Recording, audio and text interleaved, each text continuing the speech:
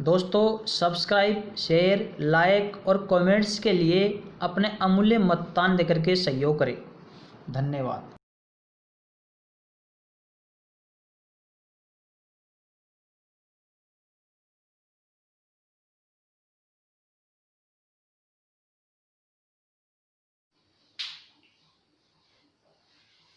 नमस्कार दोस्तों, Bagda publication online classes में आपका हार्दिक स्वागत है।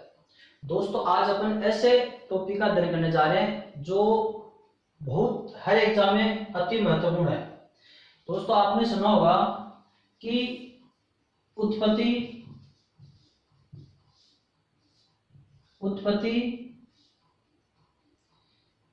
या प्रयोग या इतिहास के आधार पर उत्पत्ति, प्रयोग या इतिहास के आधार पर शब्द के 4 भेद होते हैं।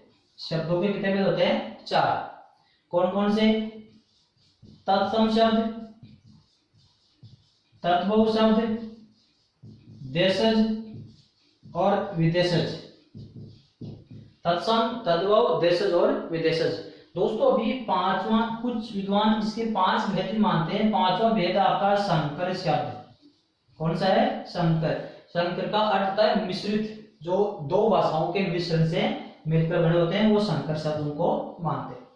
तो उत्पत्ति, प्रयोग या इतिहास के आधार पर शब्दों के 4 भेद है। तत्सम शब्द, तद्भव शब्द, देशज शब्द और विदेशज शब्द।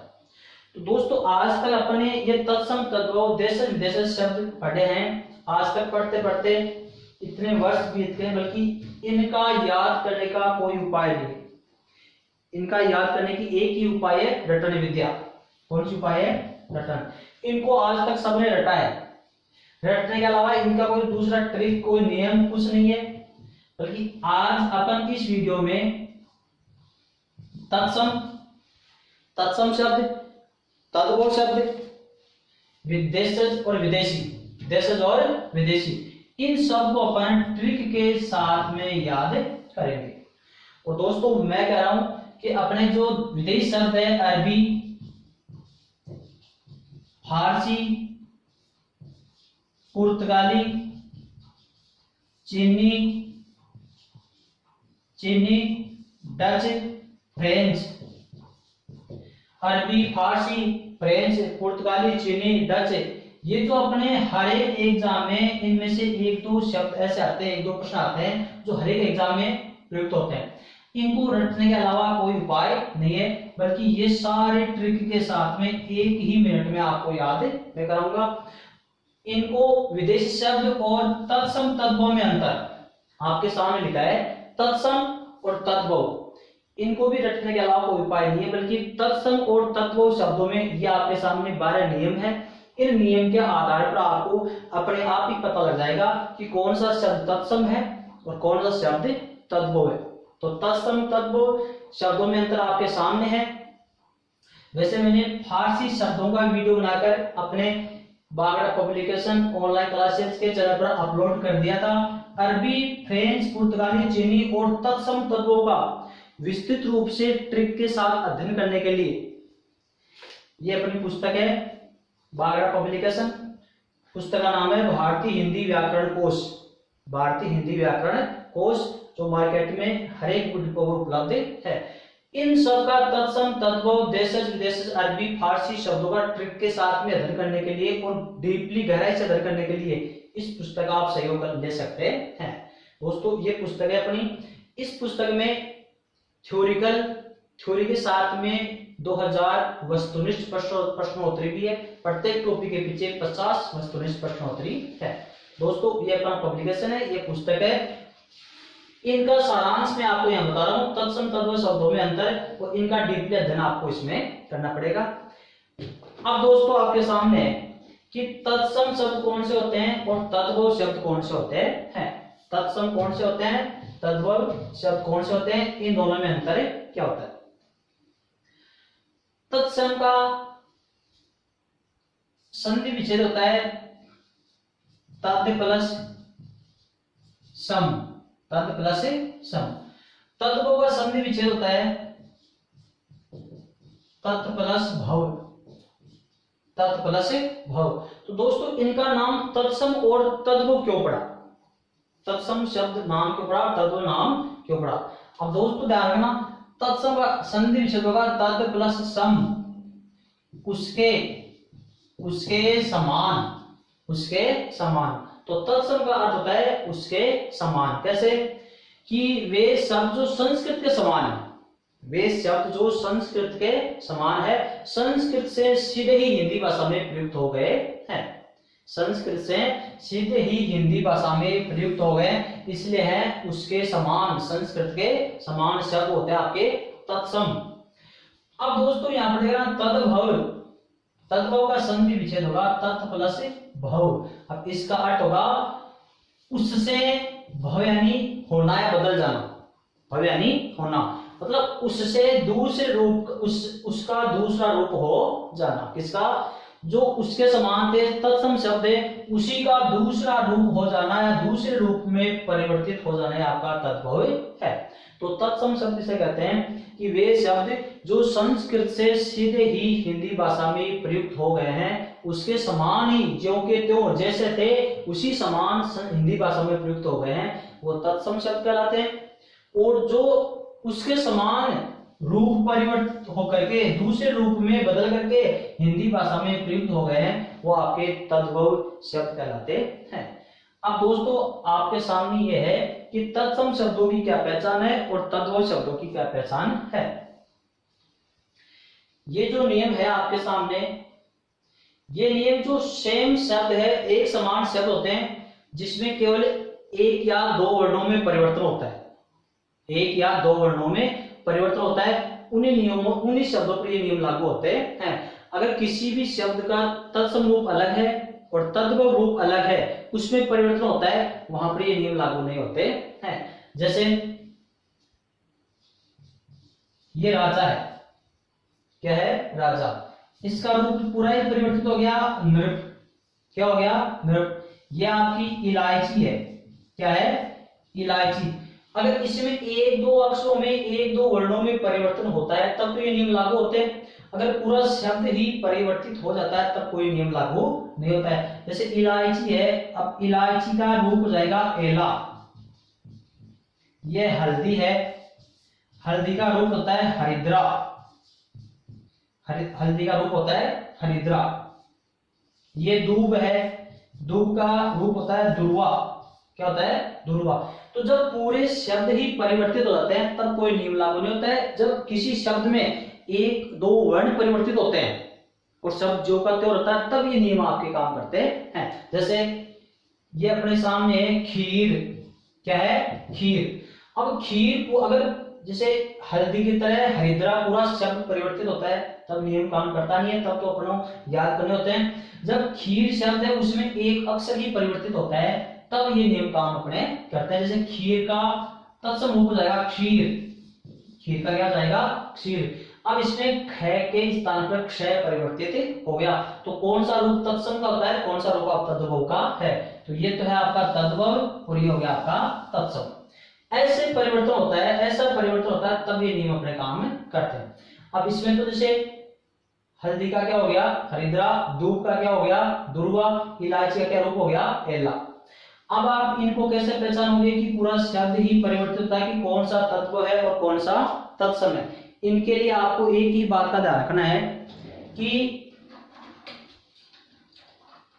जो शब्द संस्कृत के प्रतीत होते हैं, जो शब्द संस्कृत के प्रतीत होते हैं वो तत्सम है, और जो शब्द, जिन शब्दों का को अर्थ का पता लग जाता है, अर्थ का पता लग जाता है, वो अपने तद्भव होते हैं। कौन से होते हैं, तद्भव। अब जैसे इलायची का नाम सुना है, अब इलायची का तत्सम रूप है एला। अब ये एला का अर्थ का आपको पता नहीं लगता है तो ये आपका तत्सम रूप है। हल्दी सब पहचानते हैं कि हल्दी है, क्योंकि हरिद्रा आपके सामने बोले तो ये आपके आउट ऑफ सिलेबस है, तो हरिद्रा है, ये तत्सम रूप है। दूब सब जानते हो इसका तत्सम रूप है दुर्वा। तो जिस शब्द का आपको अर्थ का पता नहीं लगे वो सारे तत्सम रूप होते हैं, और जिनका जो जान पहचान के शब्द होते हैं वो अधिकतर तद्भव में होते हैं।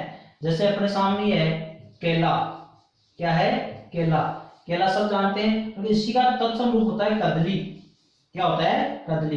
तो कदली के कदली, दुर्वा, हरिद्रा, एला, ये अपने अर्थ शब्दकोश से अलग है, इनका अर्थ का शीघ्रता से पता नहीं लगता है। तो ये आपके तत्सम रूप है और ये आपके तद्भव रूप है। तो जहां शब्द परिवर्तित होता है वहां पर ये नियम लागू होता है, और जहां पर एक वर्ण केवल एक अक्षर चेंज होता है वहां पर ये नियम आपके सामने 12 नियम है। अब किस प्रकार से है, जैसे किसी शब्द में अनुस्वार का प्रयोग किया जाता है, पहला नियम अपने सामने, अनुस्वार। किसी भी शब्द में अनुस्वार का प्रयोग किया जाता है तो वो हमेशा तत्सम होता है, और अनुस्वार के स्थान पर उसी शब्द में, दूसरा शब्द नहीं, उसी शब्द में अपना अनुस्वार के स्थान पर चंद्र बिंदु का प्रयोग कर देते हैं तो आपका तद्भव रूप बन जाता है। क्या कहा दोस्तों मैंने, अगर किसी शब्द में अनुस्वार का प्रयोग किया जाता है, अनुस्वार का प्रयोग किया जाता है तो वह आपका तत्सम रूप होता है, और अनुस्वार के स्थान पर अपन चंद्र बिंदु का प्रयोग कर देते हैं तो आपका तद्भव हो जाता है। जैसे चंद्र, अब चंद्र में अनुस्वार का प्रयोग किया गया है तो आपका तत्सम रूप है, और चांद, अब चंद्र में अनुस्वार था, अनुस्वार के स्थान पर चंद्र बिंदु का प्रयोग कर दिया आपने तो ये हो गया आपका तद्भव रूप। संध्या, क्या है, संध्या, तो संध्या के स्थान पर अपने क्या कर दिया, सांझ। वंश, वंश के स्थान पर अपने क्या कर दिया, बांस। तो अनुस्वार का प्रयोग तत्सम में होता है, और अनुस्वार के स्थान पर चंद्र बिंदु का प्रयोग आपका तद्भव में होता है। दूसरा नियम है, अगर किसी भी शब्द में अण हो, किसी शब्द में अण हो, जैसे कोण, अर्पण, कंकण, कोण, अर्पण और कंकण, अगर इसी शब्द में अण के स्थान पर न का प्रयोग कर देते हैं, अण के स्थान पर इसका प्रयोग न का प्रयोग कर देते हैं तो उस वो रूप आपका तद्भव बन जाता है। अण का प्रयोग तत्सम में होता है और अण के स्थान पर न का प्रयोग कर देते हैं तो आपका तद्भव बन जाता है। जैसे कौन है तो इसका हो जाएगा कौन, ये तद्भव रूप हो गया। अर्पण का हो जाएगा अर्पण, ये तद्भव हो गया। कंकण, कंकण का हो जाएगा कंकन, क्या हो जाएगा, कंकन, तो ये जाएगा आपका तद्भव रूप। अण का प्रयोग होता है तत्सम में और अण के स्थान पर न का प्रयोग करते हैं आपको हो जाएगा तद्भव। तीसरा नियम है, स, श, स का प्रयोग हमेशा तत्सम में होता है और श का प्रयोग होता है हमेशा तद्भव में। दोस्तों पहली बात ये तीन स है, श, श और श, ये तीनों से, इसको बोलते हैं तालव्य से, इसको मूर्धन्य से, इसको बोलते हैं दंत्य से। तालव्य, मूर्धन्य, दंत्य से। तो तालव्य और मूर्धन्य से, वो तालव्य और मूर्धन्य से का प्रयोग हमेशा तत्सम में किया जाता है और दंत्य से का प्रयोग हमेशा तद्भव में किया जाता है। अगर ये से आपस में परिवर्तित हो जाते हैं तब आपका तत्सम और तद्भव होता है। जैसे अश्रु, क्या है, अश्रु, अब इसमें श्रय है, अब इस श्रय में आपका इसके टुकड़े करते हो आप तो श्रय में टुकड़े होते हैं स प्लस र, स प्लस र। शीतल स, कृष्ण स, दस यस। तो इनमें दंत्य से है, इनमें तो तालव्य से है, ये मूर्धन्य से हो गया तो इसका प्रयोग होता है आपका तत्सम में, और इनके स्थान पर दंत्य से का प्रयोग करते ही हो जाता है अपना तद्भव। जैसे अश्रु का हो जाएगा आंसू, स के स्थान पर ये से हो गया और चंद्र बिंदु का प्रयोग भी होता है। शीतल के स्थान पर जाएगा शीतल और कृष्ण के स्थान पर जाएगा किशन। देखो इसमें दोस्तों दो नियम लगे, इस स के स्थान पर ये से हो गया और अण के स्थान पर देखो अण के स्थान पर आपका न का प्रयोग भी हो गया। और फिर है 10, अगर इस 10 ऐसा लिखते हैं तो दोनों सही है, यह है तत्सम रूप और ये आपका तद्भव रूप। अगर आपको शब्द शुद्धि के आधार पर पूछा जाए, शब्द शुद्धि के आधार पर पूछा जाए तो दोनों में से पहले तत्सम रूप शुद्ध माना जाता है। कौन सा रूप, तत्सम रूप पहले शुद्ध माना जाता है। तो दोनों में शुद्ध, ये भी शुद्ध है, ये भी शुद्ध है, बल्कि पहले पूछा जाए तो आपका तत्सम रूप शब्द वाले सही माने जाते हैं। अगर किसी भी शब्द में दो मात्रा का प्रयोग किया जाता है वो तत्सम होता है। दो मात्राओं का प्रयोग किया जाता है वो तत्सम होता है, और दो मात्रा के स्थान पर किसी शब्द में एक मात्रा का प्रयोग कर देते हैं तो आपका तद्भव रूप बन जाता है।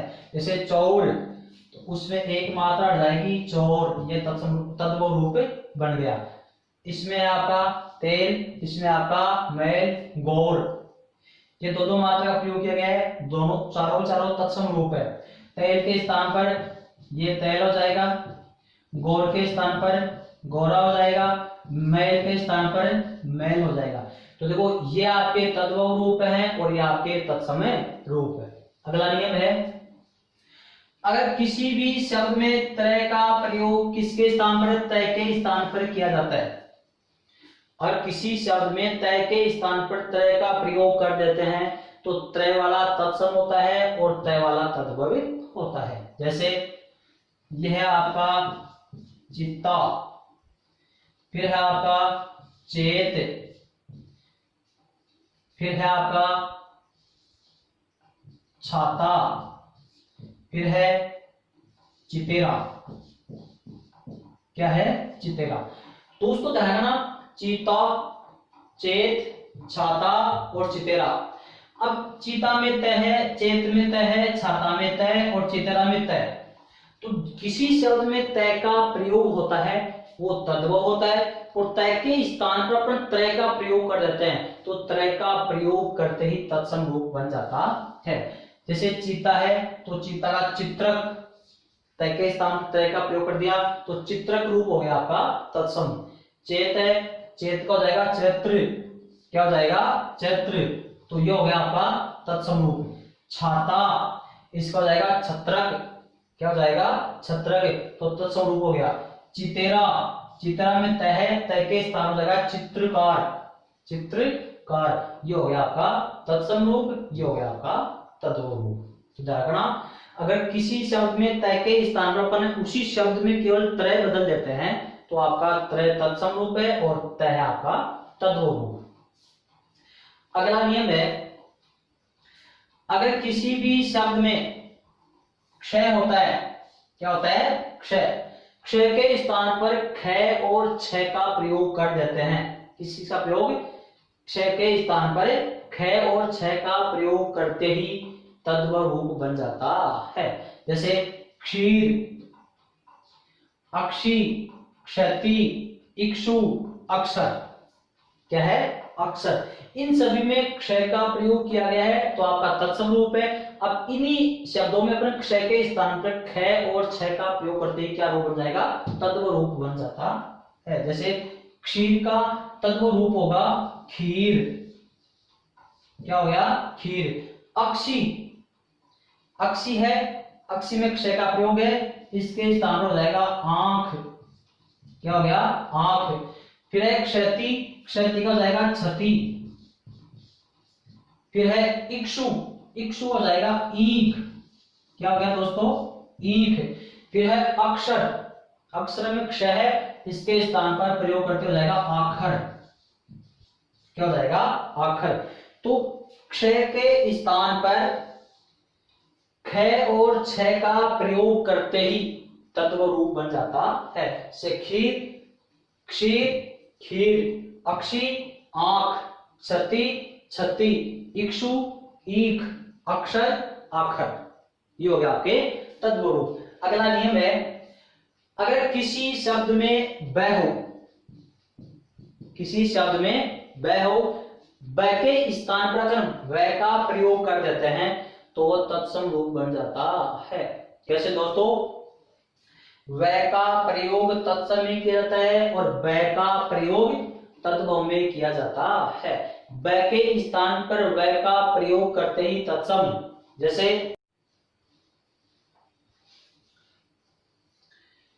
हाँ दोस्तों, जैसे किसी भी शब्द में अपन व के स्थान पर व का प्रयोग कर देते हैं, व के स्थान पर व का प्रयोग कर देते हैं तो व का प्रयोग करते ही तद्भव रूप बन जाता है। कैसे?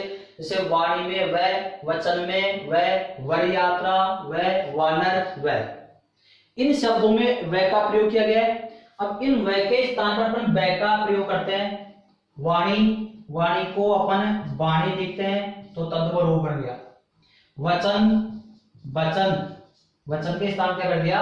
वचन। फिर है वर यात्रा, तो इसके स्थान पर हो जाएगा वर यात्रा। फिर है वानर, इसके स्थान पर हो जाएगा बानर। क्या हो जाएगा? बानर। तो वाणी में वह है और वाणी के स्थान पर वह कर दिया वाणी, वाणी वाणी, वचन वचन, वर यात्रा वर यात्रा, वानर बानर। वह के स्थान पर वह का प्रयोग करते ही तद्भव रूप बन जाता है। अगला नियम है, किसी शब्द में री का प्रयोग किया जाता है, री का प्रयोग किया जाता है तत्समय, और री के स्थान पर अगर रे का प्रयोग कर देते हैं अपन, री के स्थान पर रे का प्रयोग कर देते हैं तो आपका तद्भव रूप बन जाता है। जैसे मात्र है, क्या है? मातृ, तो इसका हो जाएगा मातृ या माता। फिर है पितृ, तो उसमें हो जाएगा पिता या पितृ, पितर पितर। फिर है वृक्ष, तो इसका हो जाएगा वह के स्थान पर, देखो वृक्ष वह है, तो वह तो आपका तत्सम में और वह के स्थान पर वह तद्भव में, तो वृक्ष में वह है तो वह तो हो गया आपका वह में। फिर आपका री, तो री का हो जाएगा रे, तो हो जाएगा बी रे। अब तो इसमें दोस्तों क्षय भी है, तो क्ष आपका ये रहा, तो क्षय का बदलेगा क्षय में, तो हो जाएगा विरच। क्या हो जाएगा? विरच। इस वृक्ष शब्द में 3 नियम लग रहे हैं। वृक्ष में देखो री है, तो री का तो हो गया आपका रे, ये हो गया रे। फिर आपका वह है, वह का हो जाएगा आपका वह। फिर अक्षय, और क्षय का हो जाएगा आपका क्षय, तो वृक्ष का रूप बन गया विरच। फिर आपका मृत घट, मृत घट, तो देखो मृत घट में री है और री का हो जाएगा रे, ये हो गया आपका मरघट। मृत घट का तद्भव रूप हो गया आपका मृगट। अगला नियम है दोस्तों ये और गे। अगर किसी भी शब्द में ये और गे का प्रयोग किया जाता है वो हमेशा तत्सम होता है। ये और गे के स्थान पर अपन जय और गय का प्रयोग कर देते हैं, जय और गय का प्रयोग कर देते हैं तो रूप क्या हो जाएगा? तद्भव। कैसे? ये के स्थान पर तो जय का प्रयोग हो जाता है और गे के स्थान पर गय का प्रयोग हो जाता है तो तद्भव रूप बन जाता है। अब जैसे है अज्ञान, क्या है अपने सामने? अज्ञान। अब अज्ञान में गे है तो गे के स्थान पर गय का प्रयोग हो जाएगा, किसका हो जाएगा? तो जाएगा आपका गे के स्थान पर जय का प्रयोग हो जाएगा तो जाएगा आपका अजान। क्या हो गया? अजान। फिर है यज्ञ, क्या है? यज्ञ, तो इसमें यज्ञ आ गया तो गे के स्थान पर, इस गे के स्थान पर इसका प्रयोग हो जाएगा जय का, तो हो जाएगा आपका यज्ञ। क्या हो जाएगा? यज्ञ। फिर है यत्न, क्या है? यत्न, तो यत्न में यह है, ये के स्थान पर जय का प्रयोग करते हो जाएगा आपका जत्न।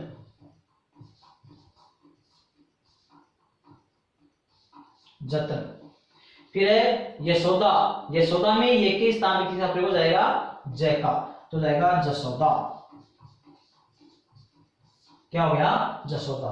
तो दोस्तों ये है कि ये और गे का प्रयोग होता है आपका तत्सम में और ये गे के स्थान पर जय और गय का प्रयोग कर देते हैं तो जाएगा आपका तद्भव रूप। जैसे अज्ञान में अजान हो जाएगा, यज्ञ में यज्ञ हो जाएगा, यत्न में जत्न हो जाएगा, यशोदा में जसोदा हो जाता है। अगला नियम है रे का रेप के नियम। जो रे के रेप के नियम होते हैं 3। कैसे? कि एक तो होता है जैसे निर्गुण, निर्गुण, एक होता है प्रकाश, एक होता है ट्रक। क्या होता है?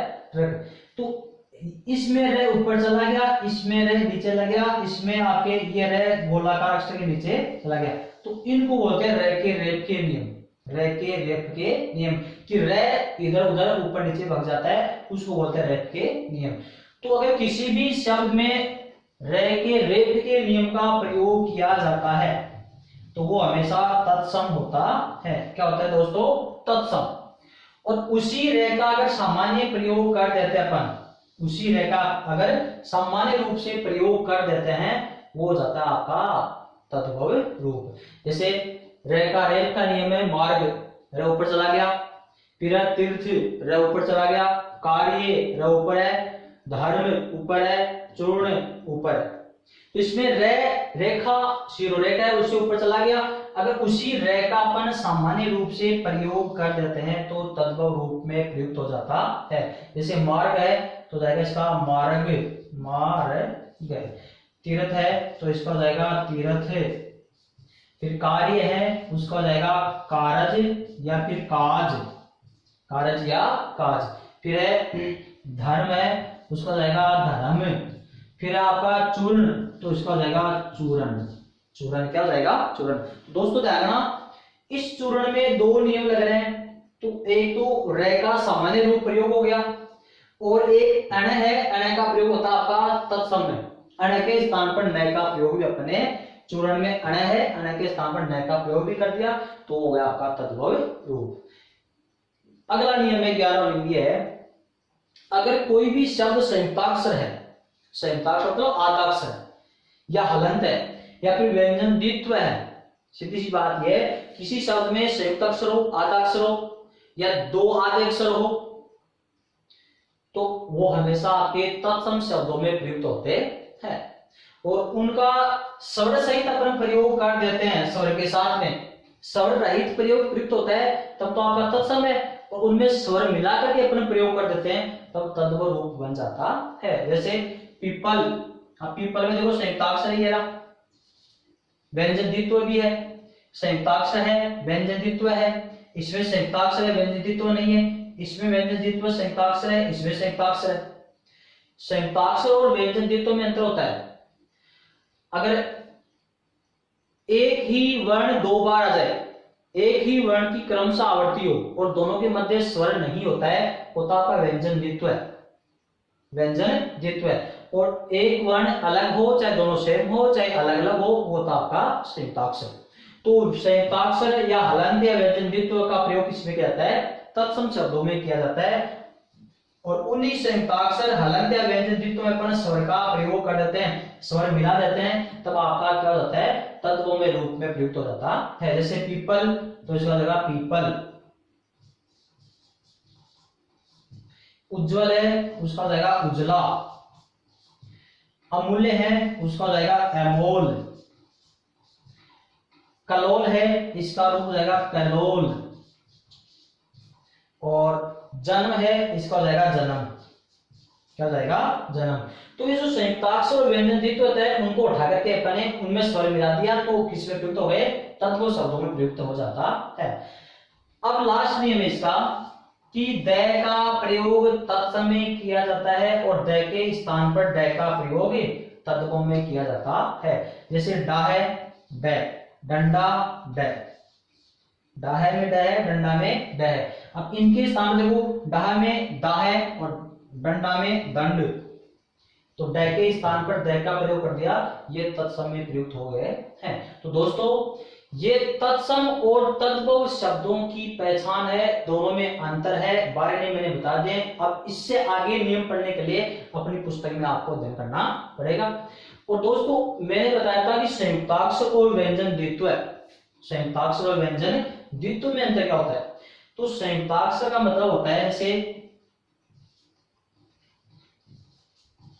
भक्त को अपन संयुक्ताक्षर कह सकते हैं, अमूल्य को अपन संयुक्ताक्षर कह सकते हैं, जन्म को अपन संयुक्ताक्षर कह सकते हैं, बल्कि इनको व्यंजन द्वित्व नहीं कह सकते हैं।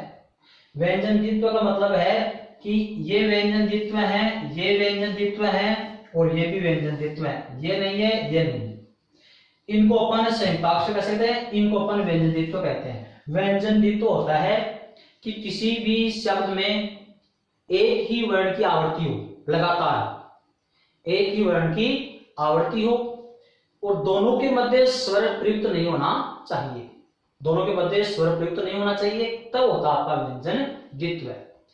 इसका नियम सीधा ये नियम है कि किसी भी शब्द में एक ही वर्ण दो बार आए, या तो पहले हलंत और बाद में पूरा हो तब व्यंजन द्वित्व है, या फिर दोनों आधे हो तब भी व्यंजन द्वित्व है। दो ही कंडीशन में होता है, या तो दोनों हलंत होने चाहिए तो व्यंजन द्वित्व है, या पहला हलंत और बाद में स्वर सहित होना चाहिए तो भी व्यंजन द्वित्व है। अगर दोनों पूरे हैं तो नहीं है। अगर दोनों, जैसे दोनों अक्षर कैसे, आनंद, क्या हो गया, आनंद। तो अब इसमें देखो नए नया आवृत्ति हो रही है, दोनों पूरे हैं तो व्यंजन द्वित्व नहीं है। अगर बाद में याद आ जाए जैसे आनंद, बाद में याद आ गया तो भी व्यंजन द्वित्व नहीं है। ऐसी दो कंडीशन में व्यंजन द्वित्व नहीं होता है, और ऐसी और इस दो कंडीशन में व्यंजन द्वित्व होता है। या तो दोनों आधे होने चाहिए, या पहले आधा और बाद में पूरा होना चाहिए, तब तो व्यंजन द्वित्व होता है। और दोनों पूरे हो तब भी नहीं है, और पहले पूरा बाद में आधा हो तब भी नहीं होता है। क्यों? व्यंजन द्वित्व में एक ही वर्ण दो बार आता है, दोनों के मध्य स्वर नहीं होना चाहिए, दोनों के मध्य में स्वर नहीं होना चाहिए, तब तो व्यंजन द्वित्व होता है, और स्वर आ गया तो नहीं है। जैसे इसमें जय प्लस जय स्वर नहीं है, इसमें ल प्लस ओ, तो दोनों के मध्य स्वर नहीं है, बाद में स्वर आ रहा है तो है। इसमें देखो न प्लस ए प्लस न, बीच में आ गया तो व्यंजन द्वित्व नहीं है। इसमें न प्लस ए प्लस न, तो इस न में ए है, वो दोनों के बीच में प्रयुक्त हो गया, तो इन दोनों में व्यंजन द्वित्व नहीं है, इन दोनों में आपका है। तो व्यंजन द्वित्व ये होता है, इनको अपन कहते हैं संयुक्ताक्षर। ये संयुक्ताक्षर है, ये संयुक्ताक्षर। तो संयुक्ताक्षर व्यंजन द्वित्व और हलंत का प्रयोग तत्समय कहता है, और इनका स्वर सहित प्रयोग करते हैं तो आपका तत्समय प्रयुक्त हो जाता है। तो दोस्तों इस वीडियो में अपने तत्सम और तद्भव शब्दों का अंतर पढ़ा है। अब बच के आपके इसकी और अधिक से गहराई से अध्ययन, और देश विदेशी शब्द है, अरबी, फारसी, तुर्की, फ्रेंच, पुर्तगाली, इनका वीडियो मैंने फारसी शब्दों का वीडियो अपलोड कर दिया था, बाकी का आपको पुस्तक के माध्यम से प्राप्त हो जाएगा। धन्यवाद।